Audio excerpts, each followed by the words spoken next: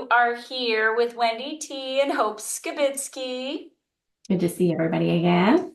Yeah, so Wendy and I were talking about, you know, whenever things happen, things that might be considered potentially controversial, like whenever there are people serving in roles that haven't traditionally, or whenever there are elections, there's a lot of room for casual relationships or even like super strong Ron. relationships to see issues when people have differing views.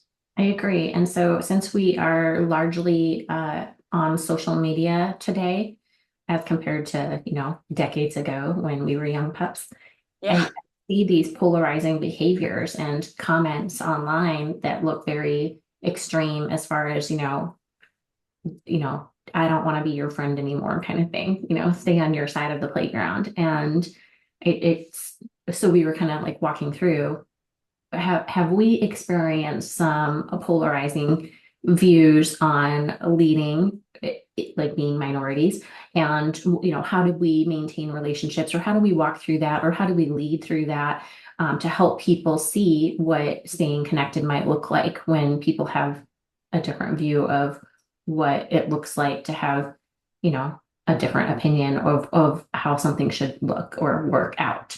Yeah, sure. No, I've seen some really great examples of people realizing that it's okay for us to have differing opinions on a thing as long as, the underlying premise is that I value humans. And so I don't want to be an ugly-hearted human, and it's all about, taking care of people. And so I've seen some really good examples. I've also seen some miserably terrible examples of people that are just like, go ahead and unfriend me from social media if you don't agree with the same thing I agree with. And I'm like, wow, that seems a lot. That seems a lot. Like you're just willing to give up a relationship because somebody sees something differently than you. Well, and I think that significant portion of my career, or just in life in general, it's just kind of like the rule is don't talk about it. And Yeah, so I think what I find disappointing in that is that if we don't talk about it, we don't ever get to see what right looks like what a healthy conversation might look like, to be able to see, well, I think one thing and maybe you think something else, and it's okay. right. And maybe some of my opinions or my views were all I ever heard around a dinner table growing up. And maybe I don't yet know that that doesn't reflect what I believe because I've, grown out of some of the behaviors that were true growing up. And so sitting in circles, having healthy debates and conversations with people about why they see something the way they see it could help redefine maybe some of the things that I think.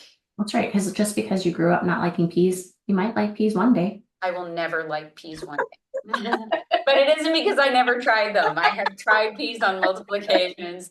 They are awful. Are you still friends with people who like peas? I am married to a people who like peas. And so we often have him create his own pea side dish because I know he really likes peas and I am not even a meat eater and would eat a rotting corpse before I would eat a Okay. pea.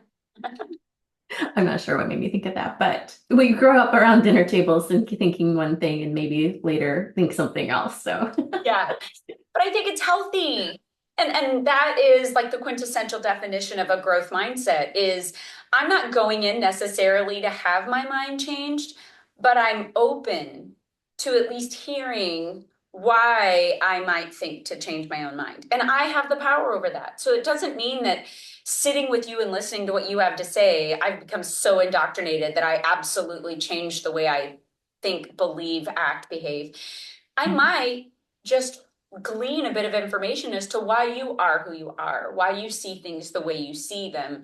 And because I love and appreciate you, I might at least demonstrate my willingness to support you through the thing that you believe.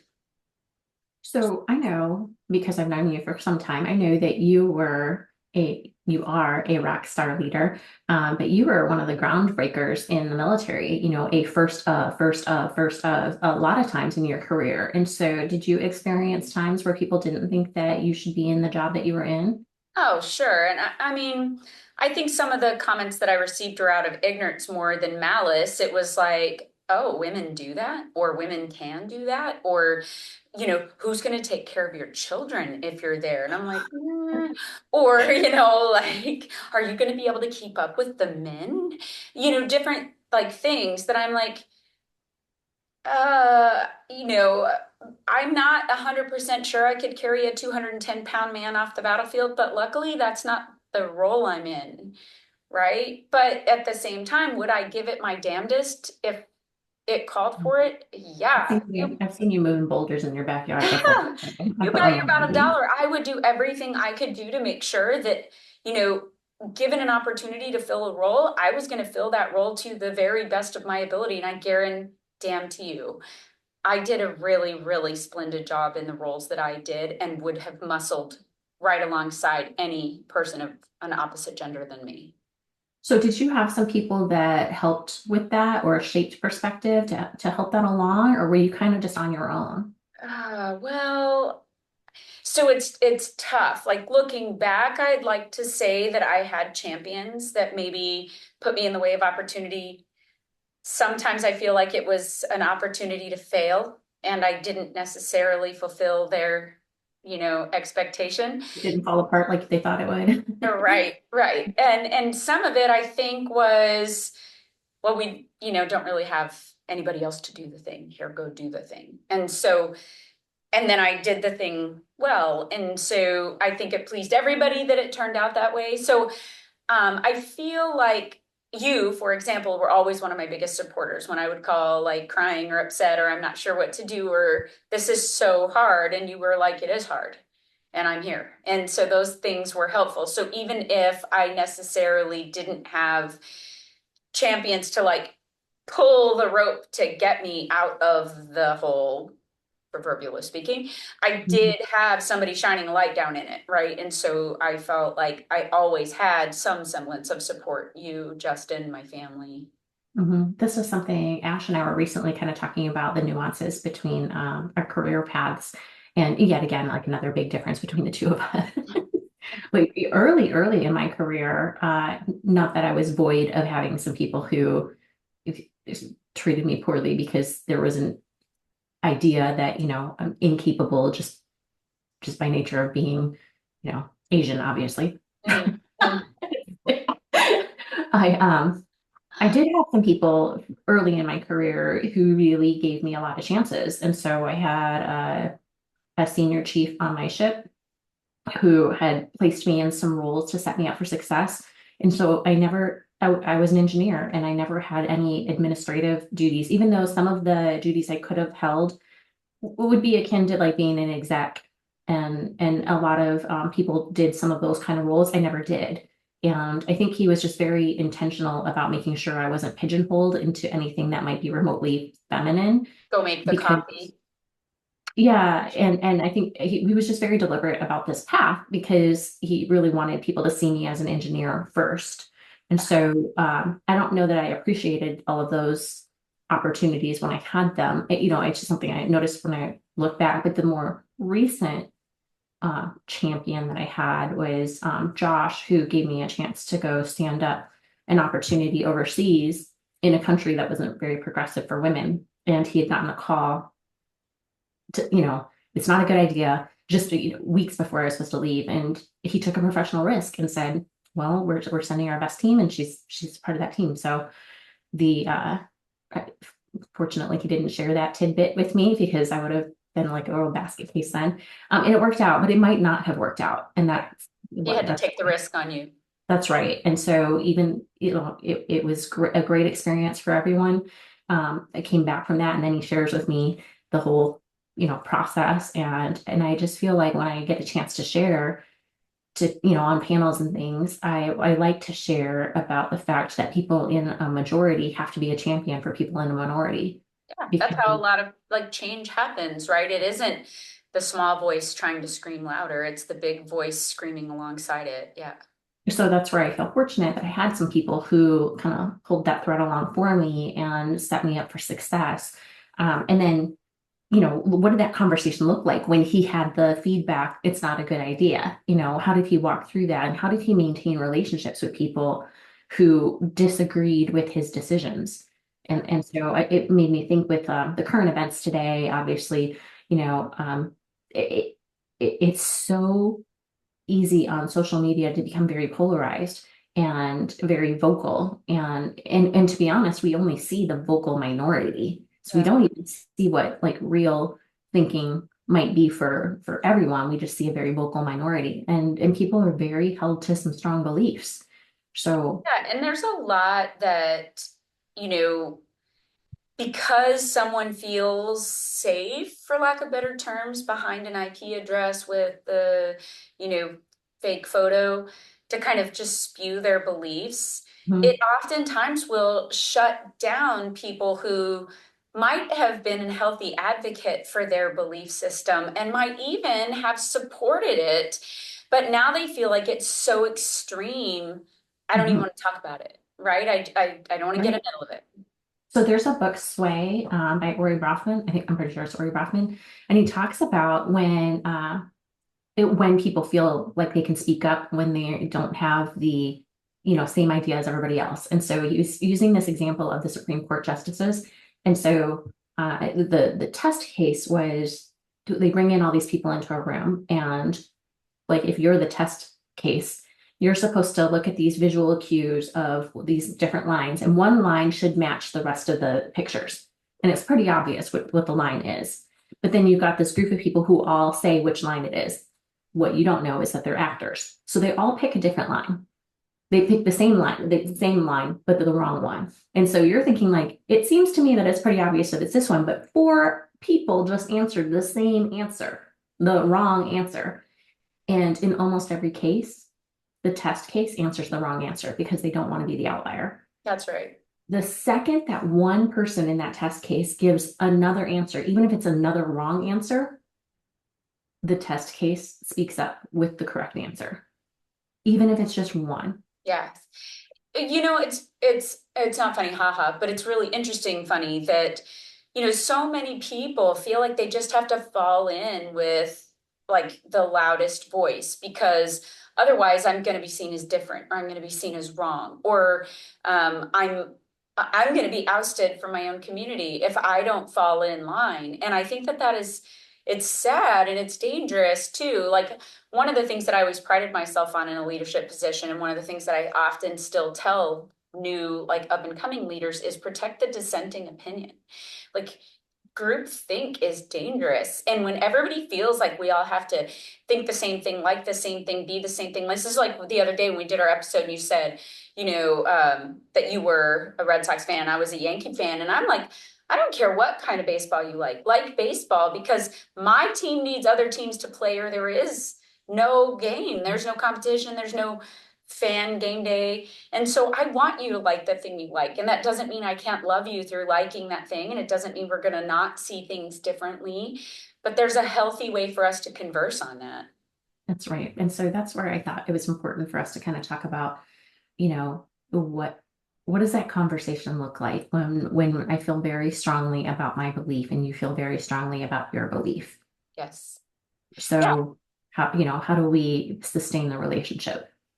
And I think transparent communication, like if you truly want to care about somebody, because maybe you don't yet, maybe it's a budding relationship, maybe it's one of those things where you've just met somebody that you thought they had a nice personality and that you'd like to get to know them better. And I'm not talking romantically, but it could be a romantic relationship. Like I think having some of the conversations up front about like how open are we going to be with one another, because I just want to be myself. Like so a lot of people say, oh my gosh, Hope, like you're an over disclosure. And I am, and I know it, and it's okay. But it's because I want everybody to just know what you're going to get with me. And I'm not a good like bullshitter because I just don't do a good job with that. Your I'm just face gonna, tells on you. what's that? Because your face tells on you. My face is a traitor. It will give me up every single time. Yeah. I wish I was better. I used to say when I was an instructor, I used to say I needed Botox to survive that job.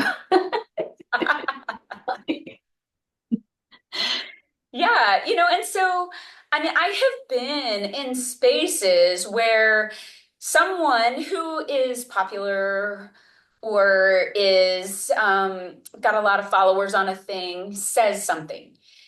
And a lot of people like chime in agreeing with them on the thing, and people who maybe don't agree are intimidated for saying a thing, and maybe not because of that person, but because too of their followers. Like, it is dangerous sometimes to say a thing either in a room or on social media for fear of, and I mean, some people take bullying to the next level, and I don't mean like just, bullying. I just mean like death threats and crazy things just because someone sees something differently than you. And I think the underlying thing should always be like, just be a good human. Mhm. I used to play this clip from 42 where the people in the stands are shouting at Jackie Robinson. And you see the little kid looking at the field and like watching his dad and looking at the field and watching his dad. And then he starts shouting out all of like the terrible things because they're learned behaviors. And so what can we learn from, the idea that, okay, I feel like, I've heard or seen these words kind of said before where I couldn't be friends with somebody who thinks a certain way or believes a certain way. And to be honest, I'm hopeful that people can have, conversations where they're like, I can be aware of how you see things. And, I hope that you can respect how I see things too, because I feel like we've appreciated each other as how we know each other from however we know each other and see each other, hold each other in some sort of regard. So like, we just don't see eye to eye on this. But I think confirmation bias, for anybody that hasn't paid attention, is just looking in the world for something that confirms what you already believe to be true. And I think that we live largely in a confirmation bias because anyone listening to us might be like, yeah, but there are people who believe that sex offenders are okay. And I'm thinking like, okay, those are extremes, right? I'm talking about like understanding and appreciating people who have differing views and opinions from you. Trust and believe. The line is in the sand with me on condoning violence or appreciating anybody that, is just an ugly hearted human and condones poor and criminal behavior. Like, I am not a fan of that. That's not what I'm talking about here. I'm talking about differing views on things where it should be okay to agree to disagree. Mhm. Yeah, I mean, so, we were talking through like current events. Obviously, people have different views about what is happening overseas. People have different views about the upcoming election. People have different views about all kinds of things, like your sports team of choice since the World Series is coming up. Yeah, for sure. But I mean, at the very end of the day, to your point about polarization, like there are a lot of like polarized views on social media. And I think one of the things that's worth mentioning here is there are countries that are our adversaries, and they put a lot of time, effort, energy, and money into creating these AI sort of bots that go fishing for conversation and create discord in that conversation just because they realize that people are going to read that and then feel some kind of way about it, which will only further their belief in what they believe in and make them want to lash Start out. Yeah, and and things come undone. Yes. I think it's dangerous to not understand that those things are in place and that those things are happening to try to create additional polarization and separation. But I think that when we talk about the human factor at the human level, people that we know we've interacted with and we've met, it should be relatively easy to sit down with somebody and say, hey, let's just talk about this, and let's talk about it over a hot cup of tea, and let's, you Mhm. know, each of us listen to the other person's point of view and realize that there will be some things that you will enlighten me on and I will enlighten you on. There may be some things that if I have a growth mindset, I'd be open to change. And then there are some things that no matter what, I am at a sticking point there. But it is okay for us to agree to disagree, because I guarantee you, there's not one politician, leader, anything that 100% of what they say someone agrees with. that same someone agrees with. I'm sure there are a bunch of someones that agree with each different thing. I know what you mean. Like that. And so this is one of the reasons why I treasure our friendship so much because we have really walked through. Uh, I mean, we've said it 100 times, like we could not be more different. Yeah, 100%. Yeah, we And like different things. We like different people. We like different activities. We see the world with a lot of differences, but there are so many similarities too. Things that, just reaffirm my love for you every day. my wonderful sense of humor. Yes. Yes. I don't know if you saw any of the most recent Instagram reels I sent you. I chuckle when I watch some of those and I'm like, Wendy's gonna love this. She'll know exactly what I mean when I send it. And oftentimes it doesn't come with a caption. I haven't said anything. I just send it. Right. But I am not sure how exactly it happened because I feel like I was so drawn to you when I met you, and I don't know that I recognized that there were going to be so many differences.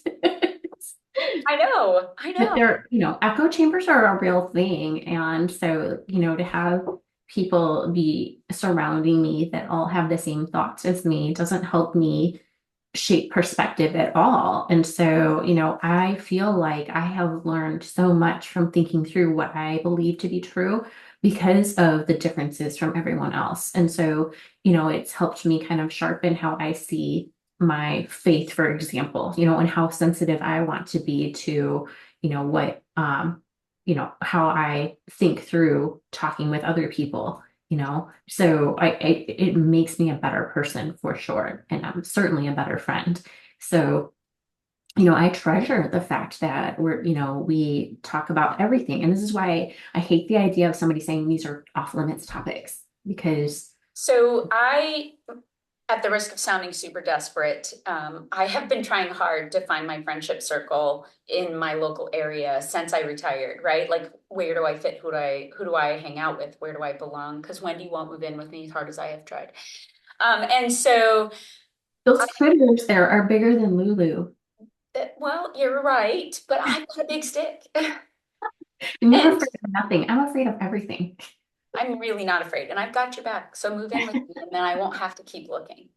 So I was looking online, trying to find like these networks, places you could go be a part of, things you might be able to do. And I found this one like dinner, wine night, they met once a week kind of thing. And I thought, oh, this could be fun, right?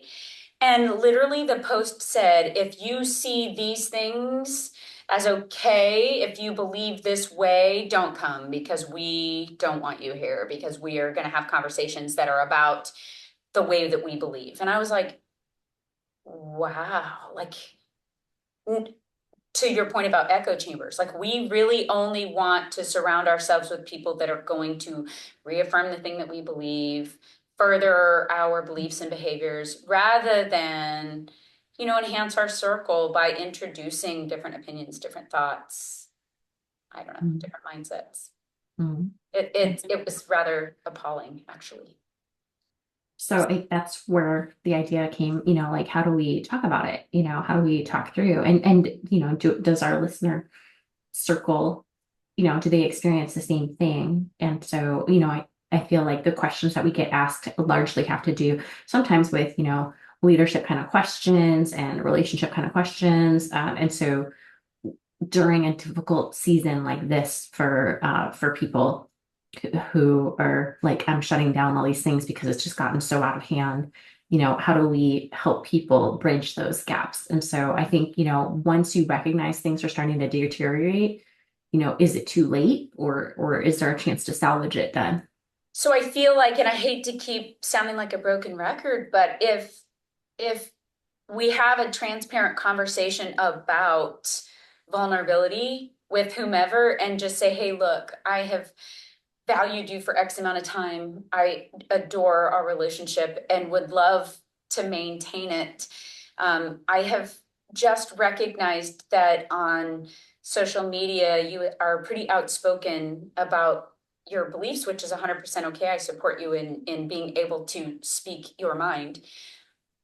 Can we just discuss whether or not like it's okay to have a debate if our opinions differ? Because I value you and I want to maintain this relationship, but it seems so extreme. And sometimes you've got to cut your ties, but other times you might actually welcome somebody into opening up. And I think that, if the relationship existed, that you obviously found that person, like to like them where they are, right? And Yeah. so I am not trying to change a person. What I would like to see is that we all have that open mind or growth mindset to accept and tolerate things that are, a difference in opinion.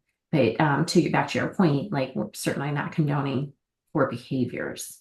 Oh, yeah. Yeah. I mean, ugly hearted humans have no place in my world, right? Like people are going to slip up. You might make a mistake. I remember years ago when I was in the military, an individual who I love and adore got themselves tied up into something that was illegal. And so the whole world turned their back on them, or so that's how it appeared to both me and this individual. And I was like, look, the system knows about it and they're handling it and they will manage that. And in the interim, I'm going to make sure that you're okay, because humans need humans and you're a good human who made a really dumb decision. And I think that that's different than someone who is just an ugly hearted human.